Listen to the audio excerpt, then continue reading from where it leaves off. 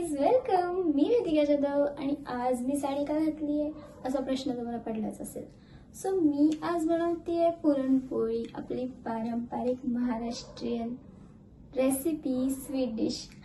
So मी असा विचार केला की महाराष्ट्रीयन डिश बनवते, सो महाराष्ट्रीयन लुकसोबत बनवूया, म्हणून मी आज साडी घातली आहे. सो आपण पुरणपोळी बनवायला स्टार्ट करूयात. Let's go.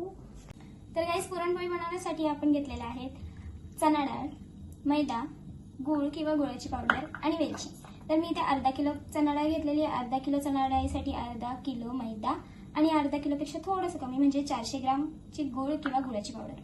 सो सर्वप्रथम आपल्याला चणा डाळ 3 ते 4 तास भिजवत ठेवायची आहे, ज्यामुळे डाळ लवकर आणि छान शिजते.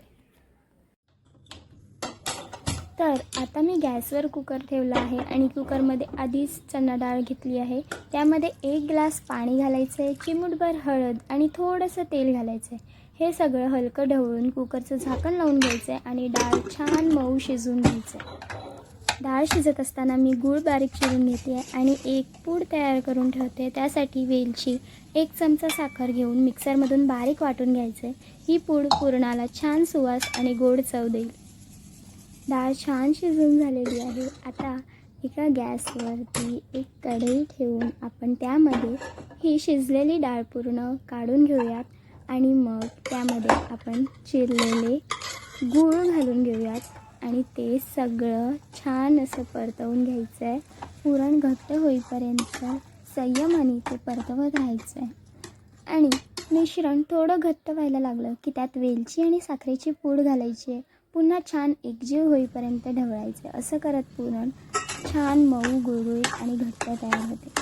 आता पुरण छान घट्ट झालं की गॅस बंद करून आता एका भांड्यावरती जाळी ठेवून आणि त्यामध्ये थोडं थोडं पुरण घेऊन आपल्याला ग्लासच्या सहाय्याने गाळून घ्यायचे, म्हणजे पुरण अगदी बारीक आणि मऊसर तयार होईल.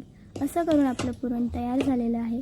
आता आपण पोळीचं पीठ मळून घेऊयात. एका परातीमध्ये मैदा घेते आहे, त्यामध्ये चिमूटभर हळद, चवीनुसार मीठ आणि थोडंसं तेल घालते आहे आणि त्यानंतर हळूहळू पाणी घालत मऊ आणि लवचिक पीठ मळून घेऊया.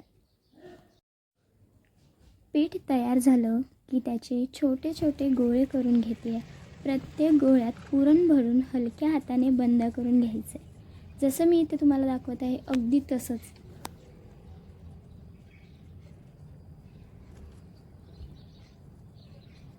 हे बघा, अशा प्रकारे आपल्याला तो गोळा बंद करून घ्यायचा आहे.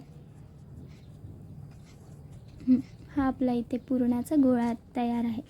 तर आता एक पोलपाटावर आपण कागद ठेवून त्यावर थोडा मैदा पसरवते आहे आणि गोळा मैद्यात घोळवून पोलपाटावर ठेवते आहे. मैदा नीट लावला तर गोळा चिकटत नाही, पोलपाटालाही नाही आणि लाटण्यालाही नाही. आता हलक्या हाताने पोळी लाटते आहे. जोर लावायचा नाही, हळूवार लाटायची. बघा, पुरणपोळी छान लाटली गेली आहे आणि छान गोल लाटली गेली आहे. कुठेही फाटलेली नाही आहे कोणत्याच बाजूने. आता तव्याला नीट तूप लावून घेतले आहे आणि त्यावर ही पोळी ठेवली आहे. दोन्ही बाजूनी छान सोनेरी रंग होईपर्यंत भाजून घ्यायची. एक पोळी होईपर्यंत मी दुसरी पोळीसुद्धा लाटून घेतलेली आहे. एका साईडला पोळी तव्यावर टाकल्यावर लगेच उलटायची नाही, एका बाजूने थोडीशी भाजून द्यायची, मग हलक्या हाताने पलटायची. दोन्ही बाजूनी समान भाजली गेली कीच खरी चव लागते.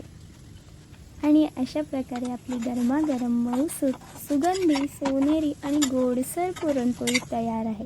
तुपाचा दरवळ आणि गुळाचा गोडवा, प्रत्येक घासात सणासारखी चव. कोणताही सण असो, गुढीपाडवा, होळी, दिवाळी किंवा घरातला एखादा आनंदाचा क्षण, गोड काहीतरी बनवायचं असेल तर ही घरगुती रेसिपी नक्की ट्राय करा.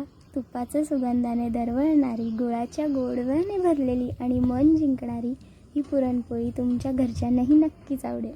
ही रेसिपी तुम्हाला कशी वाटली हे मला कमेंट बॉक्समध्ये नक्की सांगा. व्हिडिओ आवडला असेल तर लाईक करा, शेअर करा आणि अशाच नवनवीन व्हिडिओसाठी सबस्क्राईब करायला विसरू नका. Bye bye.